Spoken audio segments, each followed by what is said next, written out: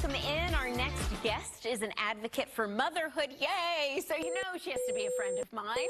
Rachel Marie Martin has 11 kids. Yes, that's amazing. She is an author and the founder of Finding Joy. Congrats on your new book. It is called Get Your Spark Back, How to Find Happiness and Reignite Your Life. Thank you so much for being here. Thank you for having me. Oh my gosh. Okay, tell us about the new book. You have two others, correct? I do. And so this is the third. Okay. It is the third, and it's really important to me because as a mom, so many women, I find that they kind of lose that spark. Like they wonder, who am I now? And the book is an answer to that. It's like the antidote to where did it go and how do I get it back? Wow. Okay. And it's so true. I was actually having this conversation with somebody the other day about how your identity changes and your purpose changes, and it's all very confusing in a way.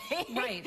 Oh my gosh. Okay. So you have quite the personal story, which has kind of led you to this place of joy and gratitude. Can you just give us a little synopsis of your story? All right, I'll give you a snippet. Yeah, so, yeah, 15 years ago, my life was totally different. I was in an unhealthy marriage, and I had to figure a way out, so I started writing, and that's when my site, Finding Joy, began. And I just started writing using the tech skills that I learned as a child. My dad got a TI-99 computer. I learned to code.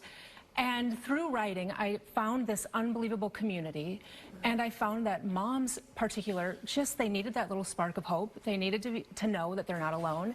And as the years have progressed, I had some single mom years, and then now I'm happily remarried, and that's the blended large family I have. I love that. Congratulations. Thank you.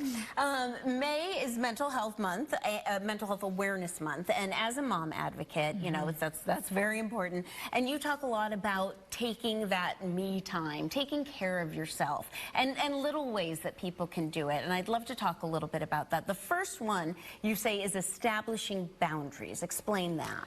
So without boundaries, you're always busy, right? You don't know when to say no or what to do. So boundaries, it gives you that space to operate where you know what, I'm not going to add that one more thing to my plate. Or the boundary of this morning I'm going to take time to run and do that. It's critical. I love that. And you kind of already talked that learn to say no. What about schedule me time? Because it's so important, but we're so busy as moms. We are busy, but nobody's going to put that time on the calendar except you. Right? So, like, I can't look at my husband and say, well, you didn't schedule time for me to take time for myself. So it's back to me to put the time. Okay, I like that. And I do want to talk about the mindfulness aspect. Right. Take a moment to be mindful throughout the day. What does that look like for you? Well, it depends upon your ages of your kids, right? When you have toddlers or little ones, it might just be 10 seconds, 10 minutes, just that pause and getting that breath and getting the clarity. But without that mindfulness, you lose kind of that beauty in the normal. And I always say those moments that we kind of overlook, or we tend to overlook, are the moments of motherhood that we will celebrate someday. Yeah, it's the little things. Right.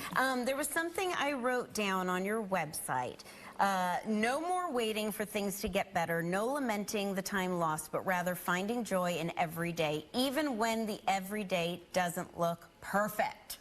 That, I was like, whoa, that's me. How does one do that when you want things to be perfect and it's never going to be quite perfect? It will never be perfect. I have definitely learned that. So I celebrate the imperfectly perfect life. Like, it doesn't have to be perfect. And the moments that are kind of messy sometimes are those moments where we're like, I can't believe I made it through, or the moments we celebrate with our kids.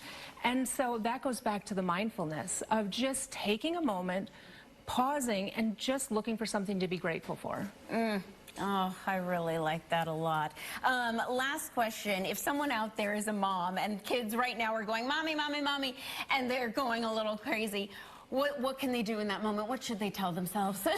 Oh, well, that they're not alone, because that's a lot. But also that those little ones, that crying for you, that mom part, it's really such a beautiful thing in that midst of it. And to be grateful, and then always remember, schedule that time just to breathe. Oh, I like it. Thank you so much. Very you have so much online on your blog. Please check out Rachel and all of her books as well online. You can go to findingjoy.net to read so much more. And are you working on a plan to take your business to the next level, or have an idea for a business